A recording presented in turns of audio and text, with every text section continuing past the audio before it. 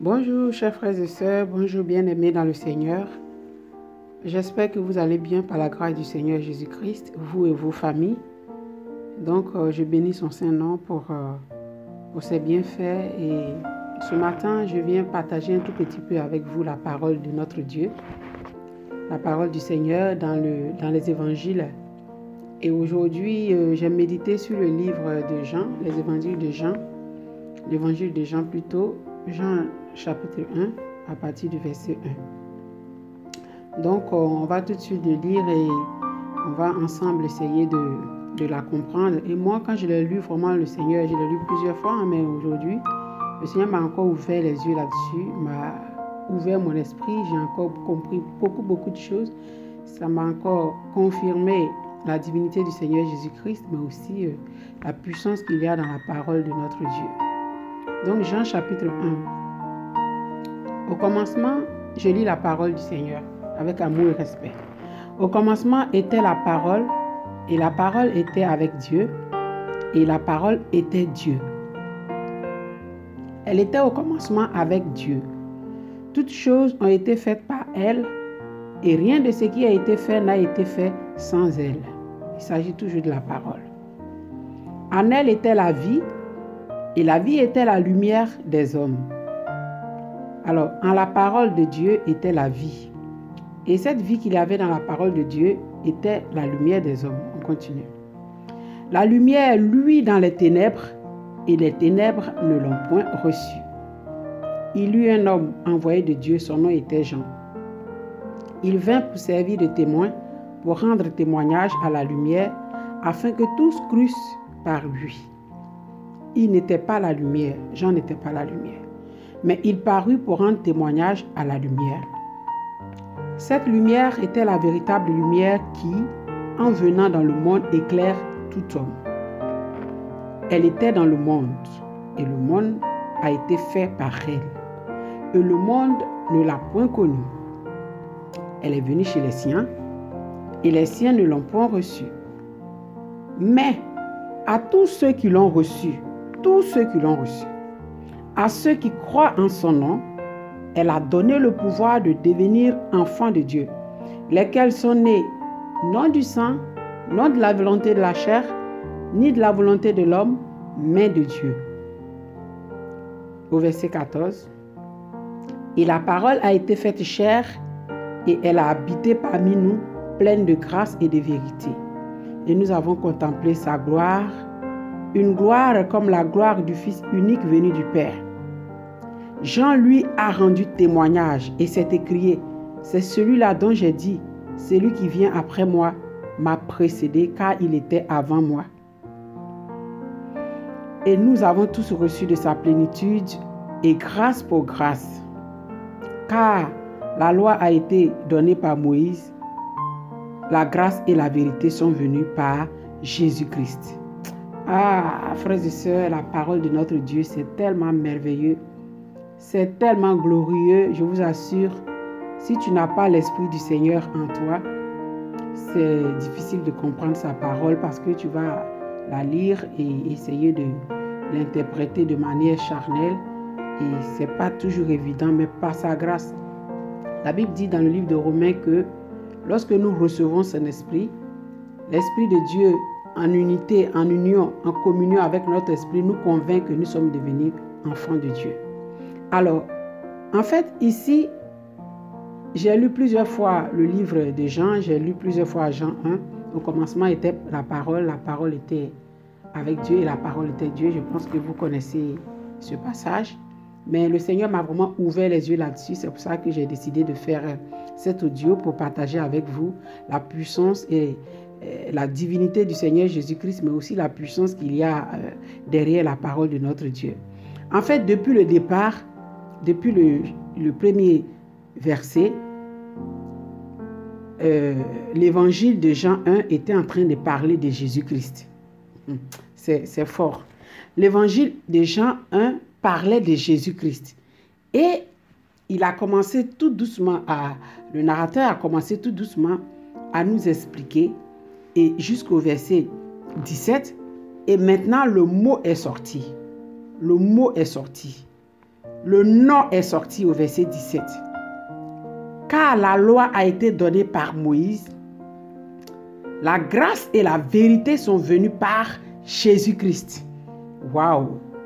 Il s'agit de Jésus-Christ. Alors, je vais vous dire pourquoi. On va refaire la lecture. Au commencement était la parole, et la parole était avec Dieu, et la parole était Dieu. Et donc, la parole était Dieu lui-même. La Bible dit ici que la parole de Dieu, c'est Dieu lui-même. La parole était avec Dieu, et la parole était Dieu. On est d'accord que la parole est Dieu lui-même. Et la Bible dit encore que toute chose a été faite par elle. Ça dit que toute chose a été faite par la parole de Dieu. Et rien de ce qui a été fait n'a été fait sans la parole. Donc, Dieu a tout fait par sa parole, qui est lui-même. Et plus loin, la Bible nous fait savoir que cette parole est devenue la lumière et que c'est une lumière véritable qui, lorsqu'il arrive dans le monde, éclaire tout homme. Et plus loin, au verset 12, il nous dit: mais à tous ceux qui l'ont reçu. Avant ça, d'abord, il a dit que cette lumière est venue vers les siens et les siens ne l'ont point reçue. Et donc, il dit maintenant, mais, au verset 12, à tous ceux qui l'ont reçu, à tous ceux qui croient en son nom, elle a donné le pouvoir de devenir enfants de Dieu, lesquels sont nés non du sang, ni de la volonté de la chair, ni de la volonté de l'homme, mais de Dieu. Et donc, on y va tout doucement finalement. Le narrateur va finir par nous dire le nom de cette parole qui était Dieu au départ et qui s'est faite chair. Et donc ici, il nous dit que cette lumière est allée chez les siens ne l'ont point reçue. Par contre, mais à tous ceux qui l'ont reçu, donc à tous ceux qui le reçoivent, il leur a donné le pouvoir de devenir enfants de Dieu. Et c'est comme ça qu'on obtient la naissance. On naît de nouveau en Jésus-Christ de Nazareth. Lorsqu'on reçoit sa parole, cette parole qui est Dieu lui-même, quand tu le reçois, quand tu reçois Jésus-Christ, la Bible dit qu'il te donne le pouvoir de devenir enfant de Dieu. Il te fait grâce de devenir enfant de Dieu. Et cette naissance que tu nais à nouveau n'est pas une naissance qui a été décidée par un homme ou par une femme, mais c'est une naissance qui a été décidée par Dieu lui-même. Et c'est une naissance qui se fait d'esprit. C'est-à-dire lorsque tu reçois la parole de Jésus-Christ, lorsque au plus profond de ton être, tu décides de marcher avec la parole de Jésus-Christ, tu décides de suivre Jésus-Christ et tu reçois sa parole, la puissance de Dieu qui se trouve dans la parole de Dieu, qui se trouve dans la puissance de la parole de Jésus-Christ, va te permettre de devenir enfant de Dieu. Mais cette naissance-là n'est pas une naissance humaine, n'est pas une naissance charnelle, mais c'est une naissance spirituelle, c'est une naissance d'esprit.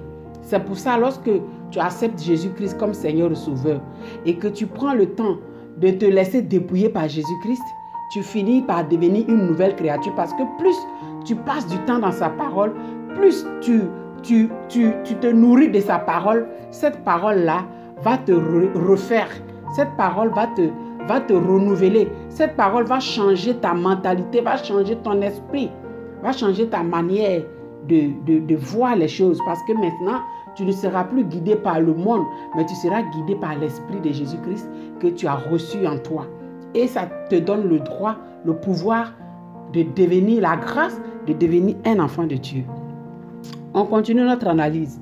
Et donc, plus loin, la parole nous dit que « Et la parole s'est faite chair » au verset 14. « Et la parole a été faite chair. Et elle a habité parmi nous, pleine de grâce et de vérité. Et nous avons contemplé sa gloire, une gloire comme la gloire du Fils unique venu du Père. » Donc cette parole-là, elle est venue habiter parmi nous sous la forme du Fils unique venu du Père. C'est pour ça qu'il n'y a pas de différence entre Jésus-Christ et le Père créateur. Jéhoshua Mashiach est en même temps le Père créateur qui prend la forme humaine, puisque cette parole qui était au commencement était Dieu lui-même. Et plus loin, cette parole, elle prend la forme humaine, elle s'est faite chair et elle vient habiter parmi nous en tant que le Fils unique venu du Père, qui est dans le sein du Père. Donc en fait, frères et sœurs, vraiment, je vous invite ce matin à donner votre vie à Jésus-Christ de Nazareth. Je vous invite ce matin, vous tous qui allez écouter cet audio, de tout abandonner pour suivre Jésus-Christ parce qu'il est le seul chemin. Il est la vérité, il est la vie. Il a même dit que nul ne peut aller au Père sans passer par lui. C'est Jésus-Christ. Il s'agit de Jésus-Christ depuis l'ancienne alliance jusqu'à l'Apocalypse. C'est de Jésus-Christ que la Bible parle. Ce Dieu qui a tout créé, il s'agit de Jésus-Christ. Il s'agit de Jésus-Christ de Nazareth et ça va être dit vers la fin. Vers la fin. Et la parole a été faite chair et elle a habité parmi nous, je continue la lecture, pleine de grâce et de vérité. Et nous avons contemplé sa gloire, une gloire comme le Fils unique venu du Père. Jean lui a rendu témoignage et s'est écrié. C'est celui dont j'ai dit, celui qui vient après moi m'a précédé, car il était avant moi. Et nous avons tous reçu de sa plénitude et grâce pour grâce. Car, voilà, là maintenant, le puissant nom va finir par sortir. Car la loi a été donnée par Moïse et la grâce et la vérité sont venues par Jésus-Christ de Nazareth, Yeshua, Hamashiach. Mon frère, ma soeur, la Bible parle de Jésus-Christ. La Bible parle d'un Dieu d'amour qui nous a tellement aimés, qui nous témoigne de son amour d'une manière incomparable, qui nous témoigne, qui nous démontre son amour comme personne ne nous a jamais aimés en la personne de Jésus-Christ de Nazareth. Il a dit, personne n'a vu Dieu, mais le Fils unique qui est dans le sein du Père est celui-là même qui a fait connaître Dieu. Mon frère, ma soeur, ce matin, je t'invite à créer ta relation personnelle avec ton Dieu, ton Créateur, et tu verras. Je t'invite à renouveler, à renouer une relation, à créer un environnement de vie avec Jésus-Christ de Nazareth chez toi à la maison. Cherche-le dans sa parole. Cherche-le. La Bible dit que celui qui le cherche, il se laisse trouver. Si tu le cherches véritablement de tout ton cœur, ce Dieu-là, tu vas le découvrir, tu vas le rencontrer. Il a un nom, un seul nom. Il est l'unique. Il est le véritable. C'est Yeshua, Jésus-Christ de Nazareth. C'est de lui qu'il s'agit. Mon frère, ma soeur, comme je l'ai dit, je ne serai pas très longue. Mais ce matin, je vous invite, mes frères et mes soeurs, à aller dans le livre de Jean. Lisez et laissez la puissance du Père Créateur vous enseigner sa parole. Et je vous remercie d'avoir pris le temps de m'écouter jusque-là. Et je vous dis à très bientôt pour un nouveau partage. C'était votre soeur Marie-Josée Ngoran, passionnée de Jésus-Christ de Nazareth, née de nouveau. Que toute la gloire revienne à Jésus-Christ. À très bientôt. Au revoir.